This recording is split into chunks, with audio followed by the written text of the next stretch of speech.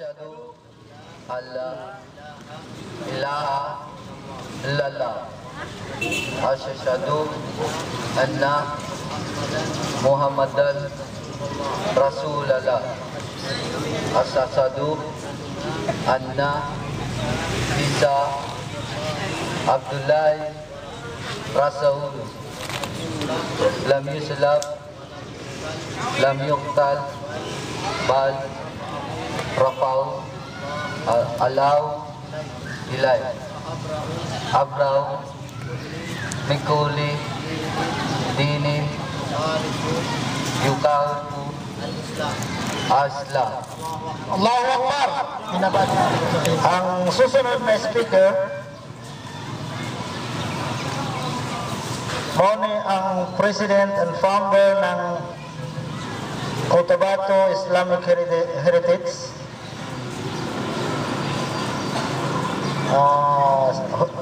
Cotabato Islamic Heritage Center and Dawa Rivers Islam Committee. Siya ang founder and president. Isa po siya sa nakahuman ni siya sa Madina, Al-Munawwara, kasalukuyan nagtatrabaho as da'i. Walay layan kundi si Alim Abdul Hadi Gumandar. Wala tagpatuloy sa'yo.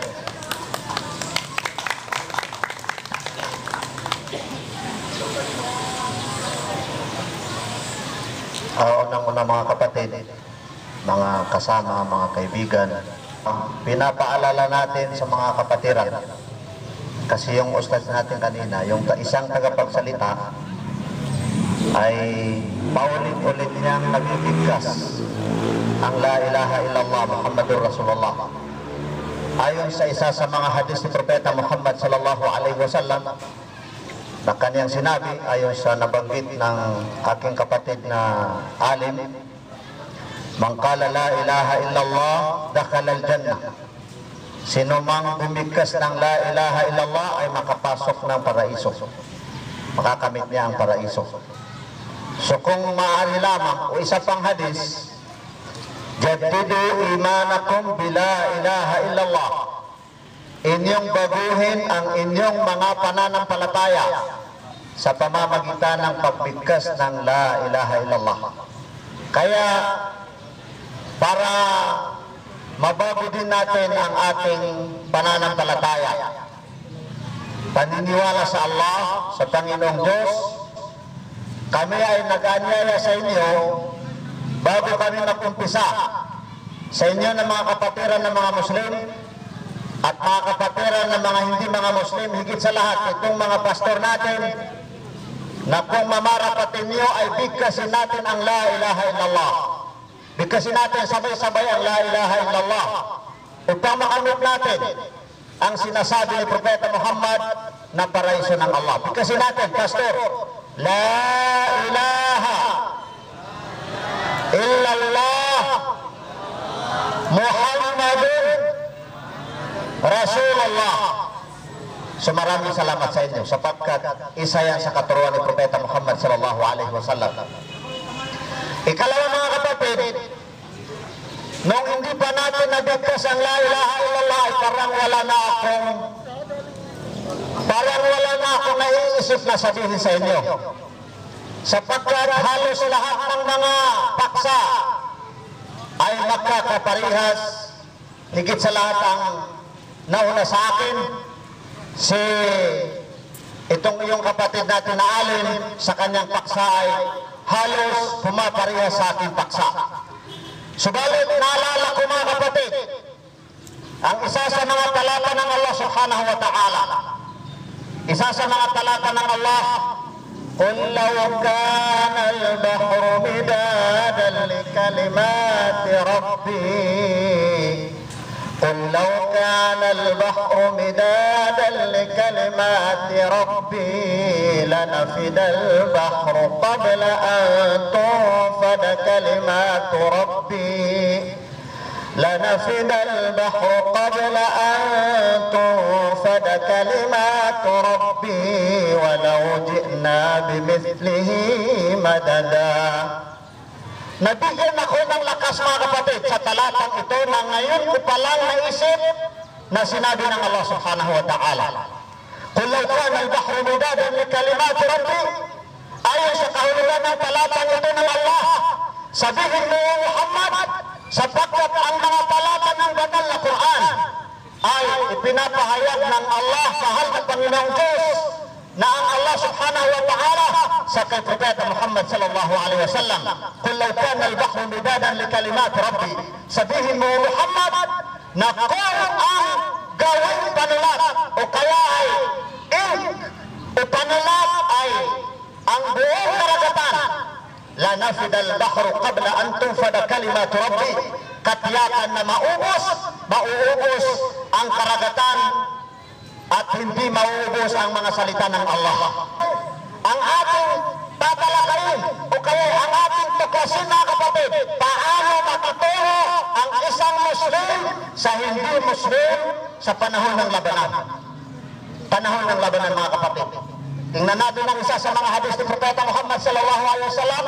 Sa panahon ng labanan, wala nang mga kasamahan o kaya mga tao na para sila inihanda o mga kalalakihan sa panahon ni Propeta Muhammad sallallahu alaihi wasallam na hindi inihanda para sa labanan, kundi tinuturuan sila ni Propeta Muhammad sallallahu alaihi wasallam. Pinapangaralan sila ni Propeta Muhammad sallallahu alaihi wasallam. Ano ang ipinangangaral sa kanila ni Propeta Muhammad sallallahu alaihi wasallam? Ukhzu! Tandaan niyo itong hadis ni Propeta Muhammad sallallahu alaihi wasallam. Ukhzu bismillah wa fi sabilillah. Kayo ay makikipaglaban sapagkat may kumakalaban sa inyo, hindi orihinal na mga Muslim, ang mga Muslim na hindi nila orihinal na mayroon silang mga kalaban. Subalit kung may makipaglaban sa inyo, katulad ng binigkas ng Ustad, nialin na talata sa bandal na Quran, ukhzu bismillah, kayo ay makipaglaban sa pamagitan ng pangalan ng Allah, sa pangalan ng Allah, wa fi sabilillah, at pagtungo sa Allah subhanahu wa ta'ala. Kabilang sa mga sinabi ni Propeta, nasabi sa kanila ni Propeta Muhammad sallallahu alaihi wasallam, wala taqtulu shaykhan faniya, wala tiflan, wala mra'ah, at huwag ninyong patayin ang matanda, at huwag kayong magpatay ng bata, at huwag kayong magpatay ng babae. Si Propeta Muhammad sallallahu alaihi wasallam, ni kahit anumang salita na masama, hindi siya magsasalita ng masama.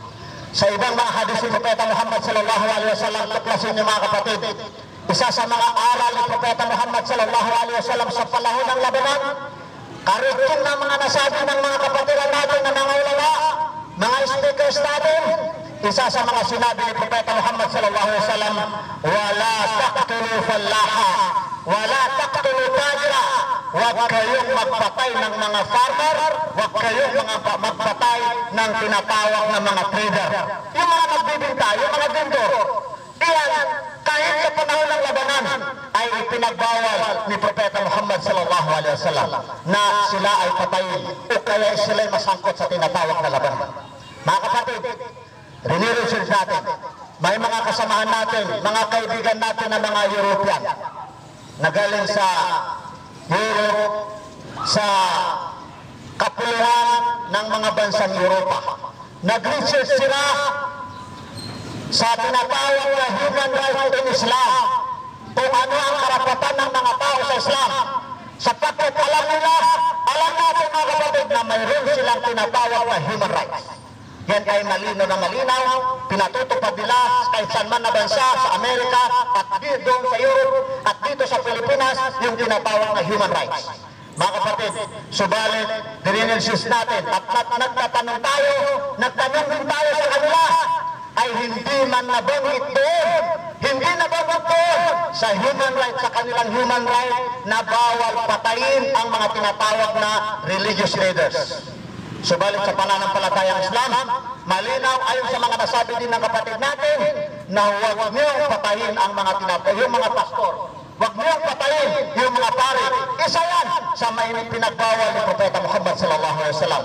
Bagkus mga kapatid, baka ito ay bago sa inyong kaalaman. Karoon na mga sinabi ng mga kapatid natin.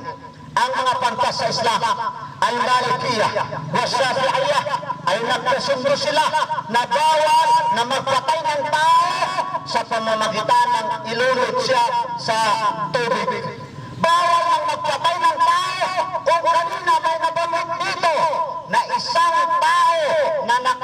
pinapasok sa impernong apoy dahil sa kanya, dahil sa pinagbawalan niya.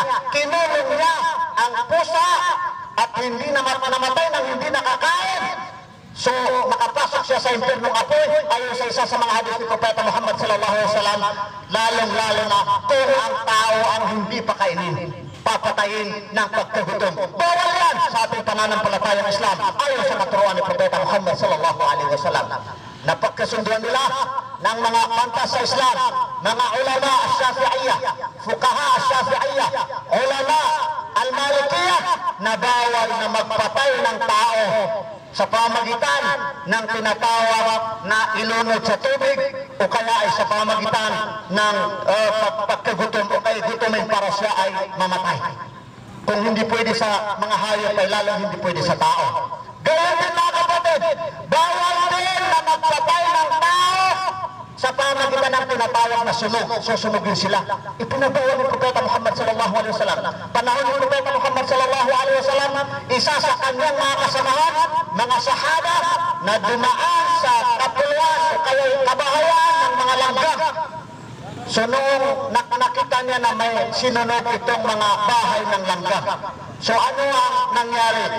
Nagtanong itong kasamahan o sahaba, isa sa mga sahaba ni Propeta Muhammad sallallahu alaihi wasallam, sino ang gumawa nito? Sabi nila si fulan, kumbaga ang gumawa. So sabi ng isa ito sa mga kasamahan ni Propeta Muhammad sallallahu alaihi wasallam, isinumpa ng Allah, isinumpa ng kanyang suko at ang kanyang suko ang sinuman na tao na pumatay sa pamamagitan ng tinatawag na sunog o tinatawag na apoy. Mga kapatid, sapagkat sinabi ni Propeta Muhammad sallallahu alaihi wasallam, pakinggan niyo itong hadis ni Propeta Muhammad sallallahu alaihi wasallam, innahu la yu'adzabu bin nar illa rabbun nar. Katotohanan na hindi maaari na pumatay o kaya ay magparusa ang isang tao sa pamagitan ng apoy. Walang pwede magparusa sa pamagitan ng apoy kundi ang Panginoon ng apoy na walang iba kundi ang Allah subhanahu wa ta'ala. Kaya inihanda ang tinatawag na impernong apoy para sa mga tao na kung sila'y makasalanan, kung sila'y nararapat na itangay mabigyan ng parusa, sila ay paparusahan pagdating ng araw ng paghukom sa loob ng impernong apoy sa pamagitan kung anumang gustong gagamitin ng Allah subhanahu wa ta'ala na apoy. Ganyan din mga kapatid, tingnan nyo ang isa din sa mga pananaw ng mga pantas na al-Malikiyah. Mayroong tinatawag, hindi gaano malinaw para sa akin sa ngayon kung ano itong klaseng sandata sa panahon ni Propeta Muhammad sallallahu alaihi wasallam na tinatawag na manjanik. Manjanik, tinatanong ko kanina si Brother Idris, ay sabi niya kanyon daw, kanyon. Sabi ko, itong klase ng sandata ay apoy. Pag tumama sa tao, masusunog ang tao, mamamatay ang tao sa pamagitan ng sunog. Ayon sa mga pantas, ipinagbawal nila sa Islam, ipinagbawal nila na gamitin itong tinatawag na manjanik, ang sandata o bala na kung makakapasok o kay makatama sa tao, mamamatay ang tao sa pamagitan ng sunog. Pero ang problema natin mga kapatid, ang pinagsusulitan ng mga malalakas na mga bansa kung paano sila nakagawa ng tawagin natin nuclear, yung mga weapons na kung sakasakali masusunog ang matatamaan, ano ang mangyari? Kaya hindi napapayara lang tinatawag na kapayapaan. Pumasok tayo mga kapatid sa panahon ng normal na mga panahon. Huwag na natin banggitin kasi marami tayong mga masasabi sa panahon ng pakikipag-usap. Halimbawa, katulad na nabanggit ng kapatid natin, pero laktawan na natin yan mga kapatid. Dito na tayo sa kung paano tayo makitungo o paano ang isang Muslim makitungo sa mga Muslim kung sakasakali na magkaisa sila sa tirahan, sa magkapitbahay sila o kaya ay magkaisa sila sa tirahan. Isa sa mga talata ng Allah subhanahu wa ta'ala, si Al-Qurtubi, isa sa mga pantas sa pananampalatayang Islam, bantog na pantas sa pananampalatayang Islam. Tingnan nyo ang isa sa mga talata ng Allah subhanahu wa ta'ala, wal jaril qurba wal jaril junub, wal jaril qurba, yung mga kapit nalalapit sa atin. Wal jaril junub, ibig sabihin kamag-anak natin. Wal jaril junub, yung kapitbahay na hindi natin kamag-anak. Paano tayo makitungo sa kanila? Ay makitungo tayo sa kanila ayon sa kay Al-Qurtubi, Al-Imam Al-Qurtubi rahimahullah, kawan siya ng Allah subhanahu wa ta'ala. Sabi niya, batay sa talatang ito, maikling talata ng Allah subhanahu wa ta'ala, nararapat na ang isang Muslim ay makitungo sa hindi Muslim na kanyang kapitbahay, kahit anuman ang kanyang pananampalataya. Pag nagkasakit ang kapitbahay natin, ang kaibigan natin ay hindi Muslim, si Propeta Muhammad sallallahu alaihi wasallam, kanyang dinalaw ang isang bata na Hudyo noong siya ay nagkasakit. Paano nalaman ni Propeta Muhammad sallallahu alaihi wasallam na siya nagkasakit? Sapagkat araw-araw ay naglalagay ng mga dumi ang kanyang mga basura itong Hudyo sa pintuan ni Propeta Muhammad sallallahu alaihi wasallam. Kaya napag-alaman niya, isang araw wala na siya sa kinaumagahan, wala na siyang nakita na basura o kaya dumi sa harapan ng kanyang bahay. So nagtanong siya, asan na siya? Nasabi sa kanya, may nakapagsabi na nagkasakit. Dinalaw siya ni Propeta Muhammad sallallahu alaihi wasallam hanggang sa naging dahilan ng pagyakap niya sa pananampalatayang Islam. Kapag mamatay ang isang hindi Muslim, paano tayo makitungo sa kanila, mga kapatid? Ang isang Muslim, kapag siya mamatay, tingnan niyo ang isang pangyayari sa panahon ni Propeta Muhammad sallallahu alaihi wasallam. Alamin natin, mga kapatiran ng mga Muslim, kayo na mga kapatid na hindi mga Muslim, kayo na mga Kristiyano, kayo na mga pastor, sapagkat karapatan niyo sa amin na mga Muslim. Itong mga binabanggit natin, alamin niyo mga kapatid, panahon ng isa sa mga kasamahan ni Propeta Muhammad sallallahu alaihi wasallam, o kaya ay panahon ni Propeta Muhammad sallallahu alaihi wasallam, mayroong isang hindi Muslim na namatay na siya ay Hudyo. Hindi siya Muslim, bagkus siya ay Hudyo. Noong siya namatay at hindi pa siya nailibing, ay nakatayo sa tabi ng bangkay na ito ng isang Hudyo, si Propeta Muhammad sallallahu alaihi wasallam. At nagtaka ang mga kasamahan ni Propeta Muhammad sallallahu alaihi wasallam na hindi mga Muslim. Ano ang sinagsabi sila? Parang gusto na nilang ikondina si Propeta Muhammad sallallahu alaihi wasallam. Nagsabi sila sa kay Propeta Muhammad sallallahu alaihi wasallam, ang gusto nilang ang sinabi nila, o Propeta, o sugo ng Allah, o Muhammad, yan ay isang patay na hindi Muslim, o kaya ay yan ay isang patay na Hudyo.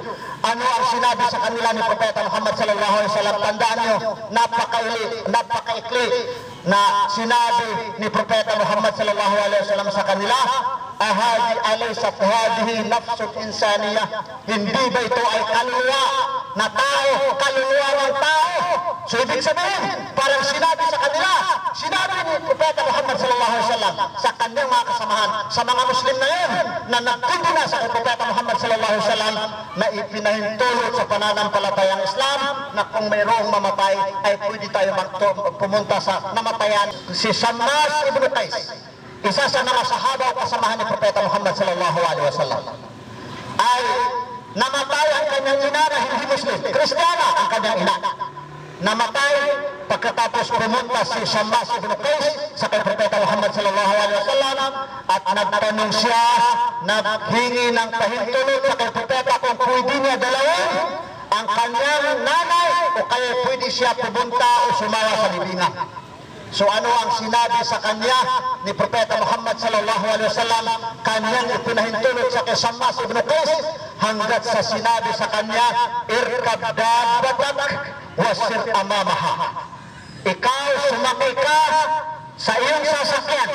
Ibig sabihin, sumama ka na sa paglibing sa nanay mo. Wasir amamaha, subalit ikaw ay mauna sa patay na yon. So ibig sabihin, pwede tayong sumama sa paglibing ng mga Muslim, ng mga hindi mga Muslim, subalit ayon sa katuruan na ito ni Propeta Muhammad sallallahu alaihi wasallam, ayon sa batas ng Islam, ayon sa Sharia, mga kapatid, ay kung sumama tayo sa kanila, hindi tayo pwede sumabay sa kanila, hindi tayo pwede sa huli, subalit din tayo sa unahan, sapagkat yun ang limitasyon na ipinahintulot sa atin ng pananampalatayang Islam.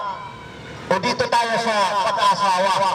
Marami sa inyo, alam ko mga kapatiran, at itong mga kapatid natin na mga pastor. Alam ko na marami sa atin ang nag-aakala ng isang Muslim ay hindi pwede mag-asawa ng Kristiyana o kaya ay Hudyo na babae. Subalit sa pananampalatayang Islam, hindi natin babawag na natin banggitin ang talata ng Allah sa Suratul Ma'idah sapagkat napakahaba mga kapatid. Sa pananampalatayang Islam, mismo ang Allah subhanahu wa ta'ala, hindi si Propeta Muhammad, hindi sino man ang mga pantas o kaya ay mga kasamahan ni Propeta Muhammad sallallahu alaihi wasallam.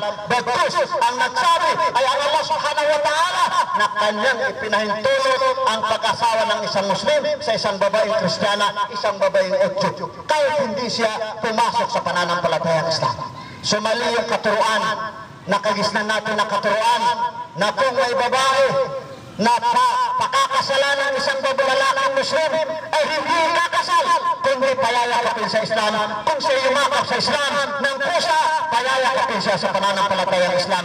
Subalit kahit hindi siya yumakap sa pananampalatayang Islam, kahit hindi siya yumakap sa pananampalatayang Islam, maaaring ikasal sa kanya ang isang lalaking Muslim.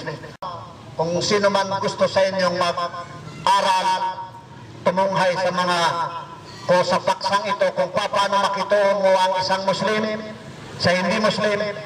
Kung ang mga kapatiran natin ang mga pastor, mga hindi mga Muslim, gusto niyong alamin kung ano ang katuruan ng pananampalatayang Islam, inshallah, welcome kayo sapagkat katulad ng sinabi natin, si Propeta Muhammad sallallahu alaihi wasallam ay para sa sangkatauhan. Rahmatan lil alamin wa ma arsalnaka illa rahmatan lil alamin. Hindi ka namin isinugo o Propeta Muhammad kundi awa para sa mga kapatiran sa pananampalatayang Islam.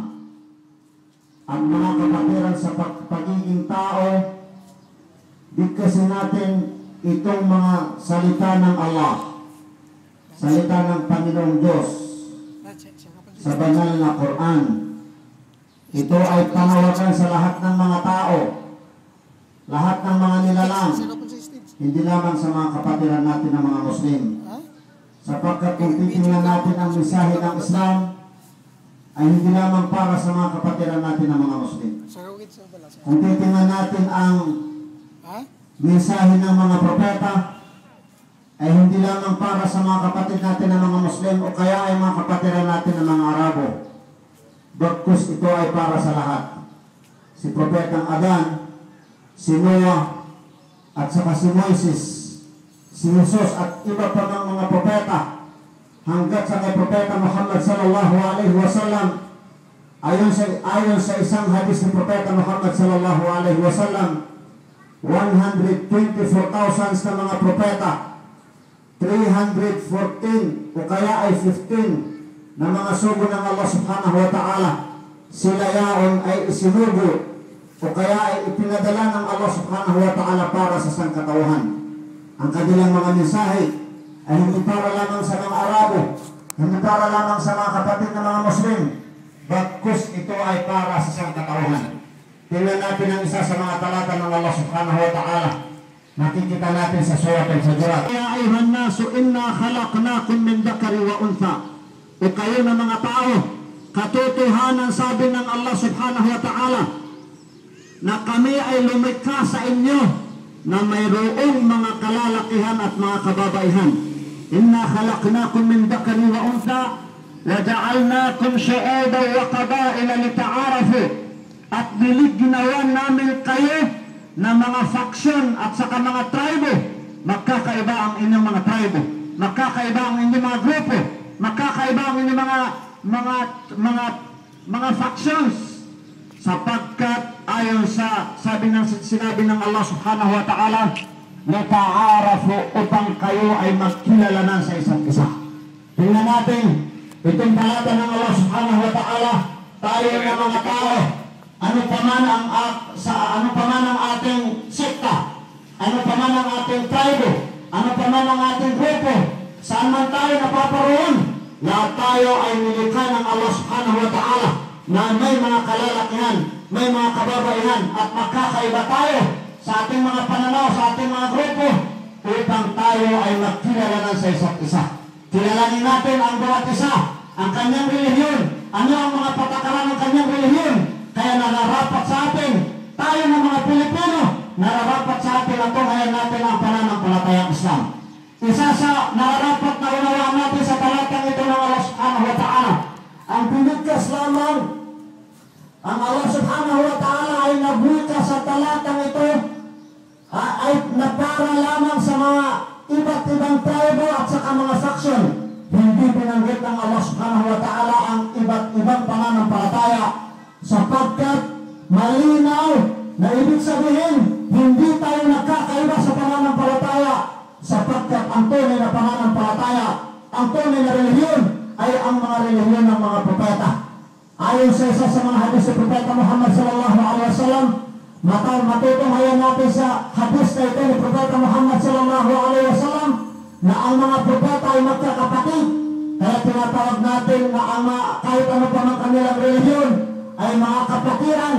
Ayon sa kay Ali radhiyallahu anhu, noong siya ay nagtinanong sapagkat tayo ng mga Muslim kaya ay mga kapatiran ng mga Muslim ay magkakapatiran sa pananampalatayang Islam. Ano ang katawagan natin? Ano ang katawagan sa kanila? Yun ang sinabi sa kay Ali. Kalibigyan ng Allah subhanahu wa ta'ala. Si Ali ay ikapat sa mga ibigay sa Propeta Muhammad sallallahu alaihi wasallam. Ikapat sa mga khulafa o rasyidun. Mga khulafa, mga hari. Pagkatapos ni Propeta Muhammad sallallahu alaihi wasallam, tinanong siya kung ano ang katawagan sa mga tao na hindi mga Muslim. So ayon sa kanya, sila ay mga kapatiran natin sa pagiging tao sa tinatawag na humanity. Kaya kung titingnan natin, itong isa sa mga hadis ng Propeta Muhammad sallallahu alaihi wasallam na nangangahulugan at nagbibigay aral para sa ating lahat na ang mga propeta magmula sa kay Adan hanggat sa makarating sa kay Propeta Muhammad sallallahu alaihi wasallam ay magkakapatiran at ang kanilang pananampalataya ay isa ang pananampalatayang itinatag ng Allah subhanahu wa ta'ala. Ang pananampalatayang hindi tao ang nagtatag kundi ang Allah subhanahu wa ta'ala. Kaya malinaw na malinaw sa isa sa mga hadis ng Propeta Muhammad sallallahu alaihi wasallam, al-anbiya'u ikhwatun wa dinuhum wahid. Ang mga propeta ay magkakapatiran. Al-anbiya'u ikhwah, ang mga propeta ay magkakapatiran.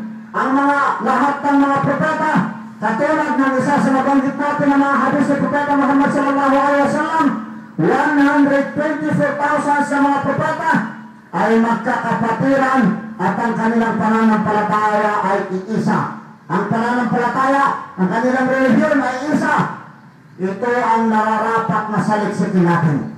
Mga kapatid na mga Muslim, isa sa mga talata ng Allah subhanahu wa ta'ala sa banal na Quran, وَتَعَاوَنُوا عَلَى الْبِرِّ وَالتَّقْوَى وَلَا تَعَاوَنُوا عَلَى الْإِثْمِ وَالْعُدْوَانِ.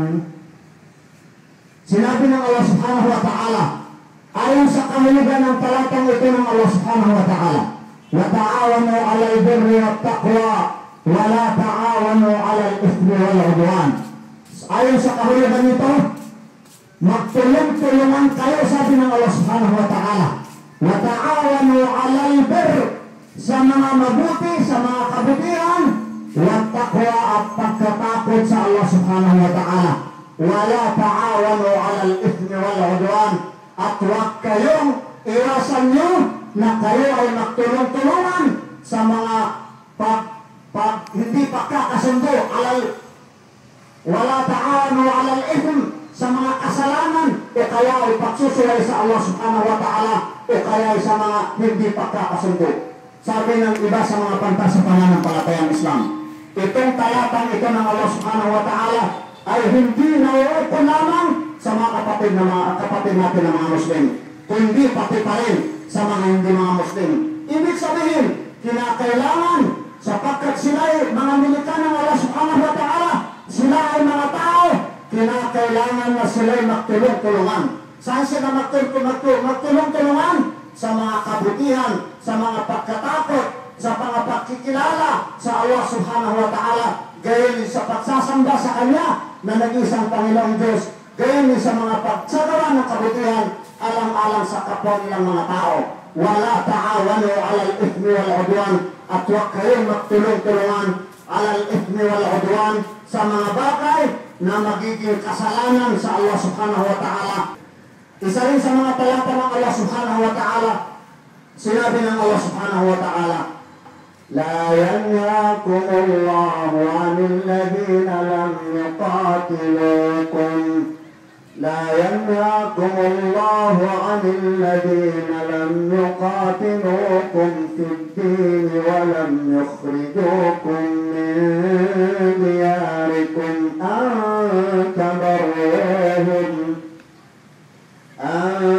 تبروهم وتقسطوا إليهم إن الله يحب المقسطين. Sabi ng Allah subhanahu wa ta'ala, la yanhakumullahu 'anil ladina lam yuqatilukum fid din. Hindi kayo kailanman pinagbawalan ng Allah subhanahu wa ta'ala para sa silayaon ng mga tao na hindi nakikipaglaban sa inyo o kaya ay hindi pumapatay sa inyo nang dahil sa pananampalataya. La yanhakumullahu 'anil ladina lam yuqatilukum fid din walam yukhrijukum min diyarikum an tabarruhum wa tuqsitu ilayhim. Kaya hindi pinagbawalan kayo hindi kayo pinagbawalan ng Allah subhanahu wa ta'ala para sa silayaon ng mga tao na hindi kayo pinalabas sa inyong mga tahanan, sa inyong mga bahay, sa inyong mga kalupaan, an tabarruhum wa tuqsitu ilayhim, upang kayo ay gumawa sa kanila ng mabuti at magiging makatarungan sa kanila. Inna Allaha yuhibbul muqsitin, sapagkat ang Allah subhanahu wa ta'ala ay nagmamahal sa silayaon sa mga tao na silayaon ay mga makatarungan. Huwag natin sabihin na si Propeta Muhammad sallallahu alaihi wasallam ay may kaaway, sapagkat walang kaaway maliban sa may kumakaaway sa kanya. Hindi nakikipaglaban si Propeta Muhammad sallallahu alaihi wasallam maliban sa mga taong nakikipaglaban sa kanya o kaya ay pumapatay sa kanya. Ano ang nangyari noong siya nakabalik doon sa Makkah? Ano ang sinabi sa mga kumakaaway sa kanya, sa mga taong nakikipaglaban sa kanya, sa mga taong pumapatay sa kanya, sa mga taong nagpaalis sa kay Propeta Muhammad at nagpalabas ng persahan, ng sapilitan doon sa lugar na yun? Ano ang kanyang sinabi sa kanila? Ang sinabi sa kanila ni Propeta Muhammad sallallahu alaihi wasallam, "Mada tahimmuna anni fa'ilun bikum?" Qalu akhun wa ibnu akhin karim. Qala idhabu fa antum tulaqa. Sabi ni Propeta Muhammad sallallahu alaihi wasallam, pagkatapos ng siya ng pinakamalakas, pagkatapos ng siya ng nahiling, siya ng nagawa, naging hari sa lugar na yun, sapagkat nabuksan niya, nakonquer niya ang Makkah, ang sinabi sa kanila, ano ba ang inyong maisip? Ano ba sa palagay niyo? Ano ang gagawin ko sa inyo? Ang sinabi sa kanila, ang sagot ng mga taga-Makkah, ang sagot nila sa kay Propeta Muhammad sallallahu alaihi wasallam, akhun, ikaw ay aming kapatid, wa ibnu akhin karim, at anak ng aming kapatid. Pagkatapos ay nagsabi si Propeta Muhammad sallallahu alaihi wasallam, hindi niya sinabi sa kanila na kayo ay sapagkat pumapatay sa akin, papatayin kayo.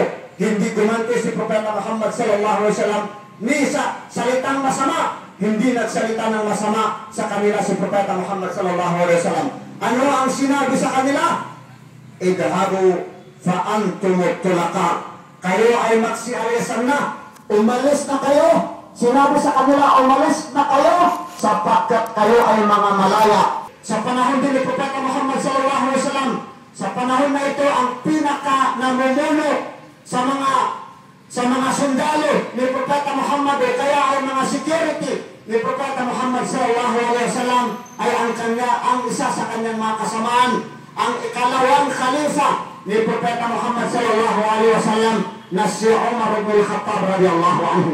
Si Umar ibn al-Khattab radiyallahu anhu ay kabilang sa mga matinding kumakaaway sa kay Propeta Muhammad sallallahu alaihi wasallam, subalit siya ay nabuksan ang kanyang kalooban hanggat sa yumakap sa pananampalatayang Islam. sumaksi na walang ibang Diyos maliban lamang sa Allah subhanahu wa ta'ala, at sumaksi sa pagkakapropeta ni Propeta Muhammad sallallahu alaihi wasallam pagkatapos ng kanyang natunghayan kung ano ang pananampalatayang Islam. Nangyari sa isang araw na nakarating sa lugar na yun, lugar kung saan napaparoon si Propeta Muhammad sallallahu alaihi wasallam. Dumating si Sumama ibnu Asal na isa sa mga kumakaway at naghahanap, naghahanting sa kay Propeta Muhammad sallallahu alaihi wasallam. Nakarating siya sa kay Umar ibn al-Khattab radiyallahu anhu. Sino ba yan? Si Sumama ibnu Asal, na siya sa panahon na yun ay matinding kaaway ng pananampalatayang Islam, matinding kumakaway sa kay Propeta Muhammad sallallahu alaihi wasallam. Dumating siya kung saan napaparoon si Propeta Muhammad sallallahu alaihi wasallam, at ang nadatnan niya ay si Umar ibn al-Khattab radiyallahu anhu, kaligay siya ng Allah subhanahu wa ta'ala. Tinanong ni Umar ibn al-Khattab radiyallahu anhu si Sumama ibn Asal na hindi Muslim at mayroon siyang pakay na para patayin si Propeta Muhammad sallallahu alaihi wasallam. Tinanong siya ni Umar at ang sagot niya, hinahanap niya si Propeta Muhammad sallallahu alaihi wasallam sapagkat gusto niyang patayin si Propeta Muhammad sallallahu alaihi wasallam. So ano ang sinabi ni Umar? Sapagkat isang tao na dumating dahil sa masamang kalooban, dahil sa gustong patayin si Propeta Muhammad sallallahu alaihi wasallam, sapagkat nakikipaglaban sa kay Propeta Muhammad sallallahu alaihi wasallam, so hindi nangyari na makapasok, hindi niya pinahintulitan si Sumama ibn Asal. Ibig sabihin si Umar ibn al-Khattab radiyallahu anhu, hindi niya pinahintulitan si Sumama ibn Asal na para makapasok sa lugar na yun kung saan napaparoon si Propeta Muhammad sallallahu alaihi wasallam, hanggat sa nag-away sila o tayo naglaban sila. Silang dalawa, si Umar ibn al-Khattab na isang Muslim at saka si Sumama ibn Asal na hindi Muslim na gustong patayin si Propeta Muhammad sallallahu alaihi wasallam. At ano ang nangyari mga kapatid na nakikinig? Ano ang nangyari sa paglaban nila o pakikipaglabanan nila? Natalo si Sumama ibn Asal hanggat sa napasuko siya ni Umar ibn al-Khattab radiyallahu anhu, hanggat sa tinalian siya ni Umar ibn al-Khattab. Pagkatapos ng natalian, sa isang kwento ay inilagay sa sako. Hindi natin alam kung anong klaseng sako, pero inilagay sa kinalalagyan. At pagkatapos ay dinala sa kay Propeta Muhammad sallallahu alaihi wasallam. Ano ang pakay ni Umar noong dinala si Sumama ibn Asal sa kay Propeta Muhammad sallallahu alaihi wasallam? Ang pakay ni Umar ibn al-Khattab radiyallahu anhu, ang gusto ni Umar ibn al-Khattab radiyallahu anhu ay patayin ni Propeta Muhammad o pumahintulot si Propeta Muhammad sallallahu alaihi wasallam na para kanilang patayin si Sumama ibn Asal. Subalit, ano ang ginawa ni Propeta Muhammad sallallahu alaihi wasallam? Tunghayan niyo mga kapatid ng mga Muslim kung sino si Propeta Muhammad sallallahu alaihi wasallam. Si Propeta Muhammad na isinugo ng Allah, wa ma arsalnaka illa rahmatan lil alamin. Sasabi ng Allah subhanahu wa ta'ala, hindi ka namin isinugo maliban sa awa para sa sangkatauhan, para sa lahat ng mga nilalang. Ano ang kanyang ginawa? Unang kanyang ginawa at sinabi sa kay Umar ibn al-Khattab radiyallahu anhu, sinabi ni Propeta Muhammad sallallahu alaihi wasallam, napakain nyo, napainom nyo? Sabi nila, wala, hindi namin napakain, hindi namin napainom. Sabi ni Propeta Muhammad sallallahu alaihi wasallam sa kay Umar, maghanap kayo ng makain, maghanap kayo ng kainin, maghanap kayo ng inumin para ipainom nyo, para pakainin nyo si Sumama ibn Asal. Pagkatapos, nung siya natapos na kumain, nung siya natapos na uminom, nung siya nakapagpahinga, pinalayas siya, pinaupo siya, pinagpahinga siya ni Propeta Muhammad sallallahu alaihi wasallam. Sino ang pinagpahinga at pinalaya ni Propeta Muhammad sallallahu alaihi wasallam? Ang isang tao na gustong pumatay sa kay Propeta Muhammad sallallahu alaihi wasallam. Ang isang tao na nakikipaglaban sa kay Propeta Muhammad sallallahu alaihi wasallam. Pinalaya siya ni Propeta Muhammad sallallahu alaihi wasallam. Maraming mga pangyayari kung sa pagiging kapitbahay, at ito ay napakatinding, minsan ay pati kayo ng mga kapatid namin ng mga Kristiyano, ang akala niyo ay ang mga kapitbahay ng mga Muslim ay hindi marunong makitulong sa kanilang mga kapitbahay. Tayo din ng mga Muslim, akala natin ay hindi na tayo pwede makitungo ng mabuti sa ating mga kapitbahay. Tingnan niyo ang isa sa mga kasamahan ni Propeta Muhammad sallallahu alaihi wasallam, si Abdullah ibn Amr. Kalibay siya ng Allah subhanahu wa ta'ala. Kabilang sa mga kasamahan ni Propeta Muhammad sallallahu alaihi wasallam, isang araw na nagpakatay ng kambing itong si Abdullah ibn Amr, na kabilang sa mga sahaba ni Propeta Muhammad sallallahu alaihi wasallam. Pagkatapos nung siya dumating, pagkatapos ng niluto na nila ang kambing na yun na pinakatay ni Abdullah ibn Amr, ay nagtanong siya kung nabigyan ba ang kanyang mga kapitbahay ng mga hudyok, at sabi nila wala. So sabi niya, bigyan niyo ang ating mga kapitbahay ng mga hudyok, sapagkat nabatid ko, napag-alaman ko na sinabi ni Propeta Muhammad sallallahu alaihi wasallam, ayon sa kahulugan ng hadis ni Propeta Muhammad sallallahu alaihi wasallam, inna Jibrila yusini bil jar. Katotohanan, ayon sa kahulugan ng hadis ni Propeta Muhammad sallallahu alaihi wasallam, na ikinuwento ni Abdullah ibn Amr, katotohanan na si Propeta Muhammad, narinig ko na kanyang sinabi na si Anghel Gabriel ay dumarating sa kanya at pinangangaralan niya si Propeta Muhammad para sa kanyang kapitbahay. Yung pangaral ni Anghel Gabriel sa kay Propeta Muhammad sallallahu alaihi wasallam upang gumawa ng mabuti sa kanyang mga kapitbahay, ay hindi para lamang sa mga kapatid natin na mga Muslim. Sapagkat ayon sa mga pantas, hahatiin natin ang mga kapitbahay at dito natin tatapusin mga kapatid. Ayon sa jurisprudence, ayon sa Sharia, maaari natin hatiin ang tinatawag na kapitbahay sa pananampalatayang Islam sa apat na uri o kaya klase ng kapitbahay. Unang uri ng kapitbahay ay kapitbahay na Muslim. Ikalawang uri ng kapitbahay ay kapitbahay na Muslim at saka kamag-anak natin. Ikatlong uri ng kapitbahay ay kapitbahay na hindi Muslim. Ikapat na uri ng kapitbahay ay kapitbahay na hindi Muslim, subalit kamag-anak natin. Tingnan niyo ang batas ng jurisprudence. Tingnan niyo ang batas ng pananampalatayang Islam, kung papaano ang isang Muslim ay makitungo sa apat na uri ng kanyang mga kapitbahay.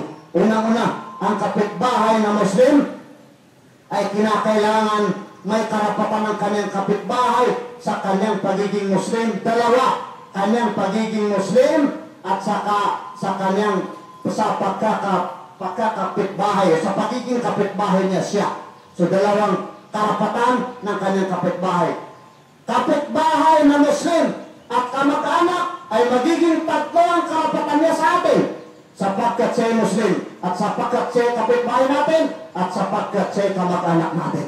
So kinakailangan na ibigay natin sa kanya, irespeto natin sa kanya sa tatlong pamamaraan na yun, sa tatlong kadahilanan na yun.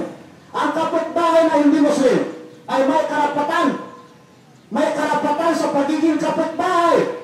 Ano mang karapatan ng Muslim sa pagiging kapitbahay, sapagkat siya kapitbahay ng isang taong Muslim, karapatan din niya, karapatan din ng hindi Muslim ang mga karapatan na yun ng isang Muslim sa pagiging kapitbahay.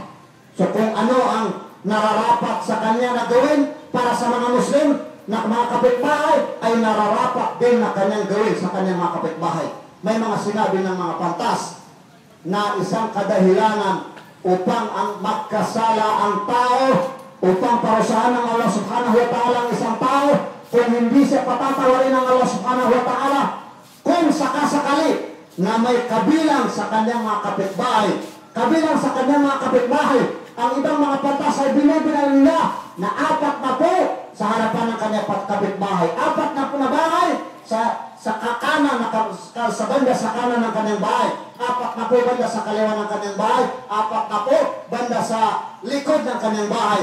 Sabi ng mga pantas, may nagsabi sa mga pantas na kung mayroong mamatay sa mga napaloob sa mga kapitbahay na ito, isang mamatay nang dahil sa pagkagutom, hindi siya nakakain, wala siyang mainom, wala siyang makain, lahat kayo ng mga kapitbahay niya ay magkakasala sa Allah subhanahu wa ta'ala.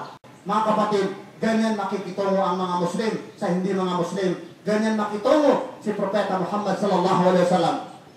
Kung paano tayo makitungo, kinakailangan na i-revive natin. Kinakailangan na kayo na mga Muslim, buhayin natin, tumayan natin, pag-aralan natin kung paano tayo makitungo sa mga kapatid natin na hindi mga Muslim.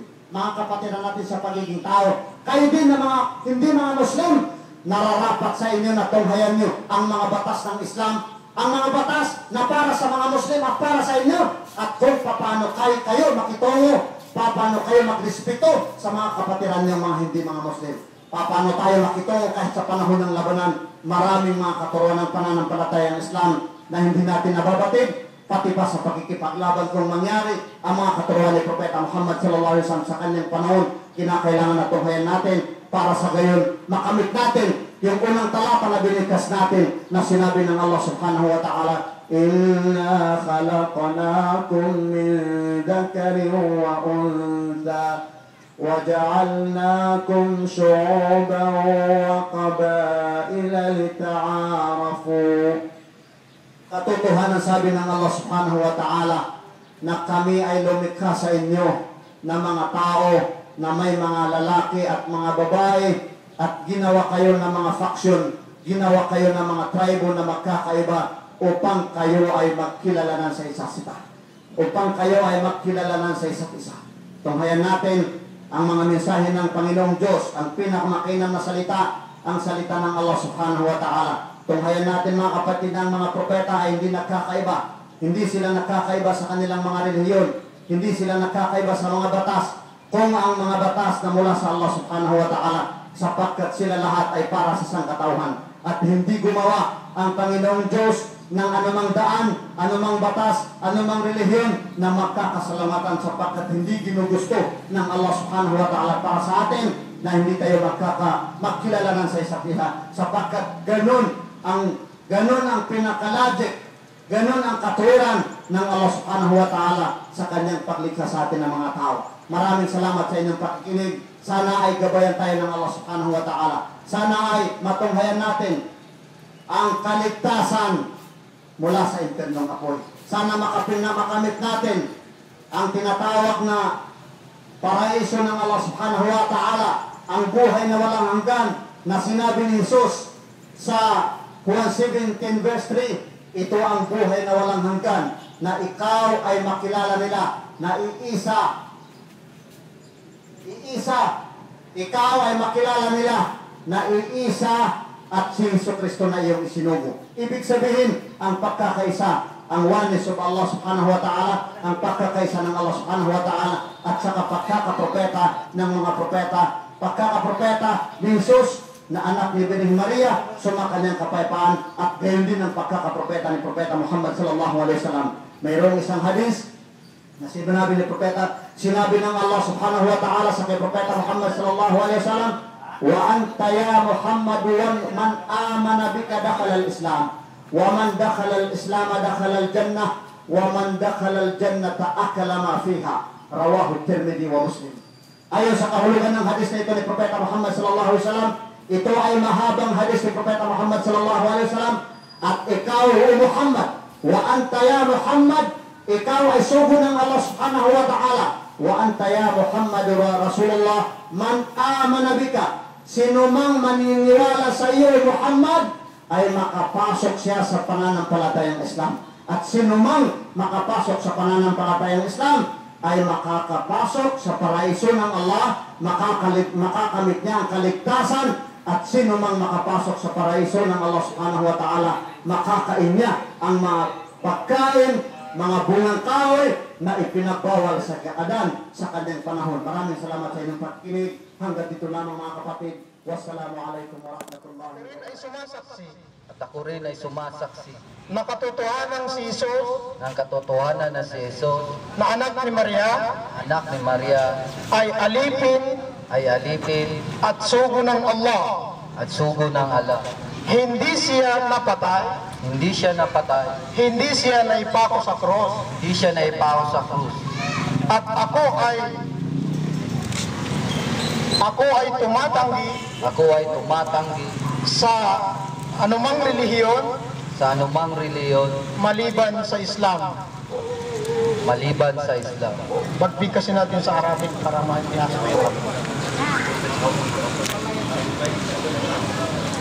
Sabay tayong sama. Asyhadu alla ilaha illallah.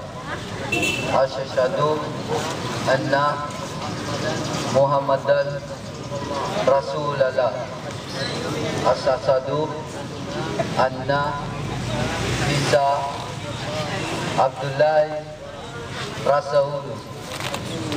Lam yuslab, lam yuqtal, bal rafau alaw ilay abraw mikuli dinin yukaku asla. Allahu Akbar! Pinabati natin kapatid.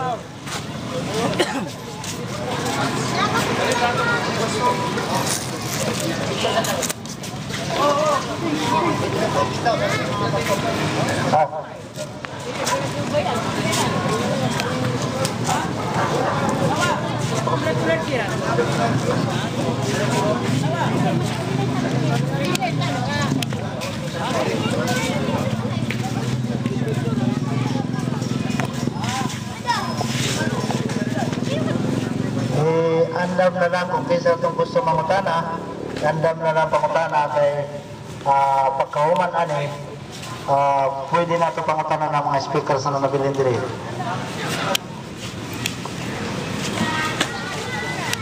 Diri ko yun. Hindi namin.